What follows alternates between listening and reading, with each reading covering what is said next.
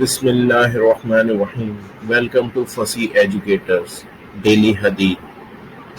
ہم سے مسدد بن مسرد نے بیان کیا، کہا ہم سے یحییٰ بن سعید قطان نے، ان سے عبداللہ امی نے، کہ مجھ سے سعید بن ابی سعید نے، ان سے ان کے والد نے، اور ان سے ابو ہریرہ رضی اللہ عنہ نے بیان کیا کہ نبی کریم صلی اللہ علیہ وسلم نے فرمایا کہ عورت سے نکاح چار چیزوں کی بنیاد پہ کیا جاتا ہے: اس کے مال کی وجہ سے، اور اس کے خاندانی شرف کی وجہ سے، اور اس کی خوبصورتی کی وجہ سے، اور اس کے دین کی وجہ سے۔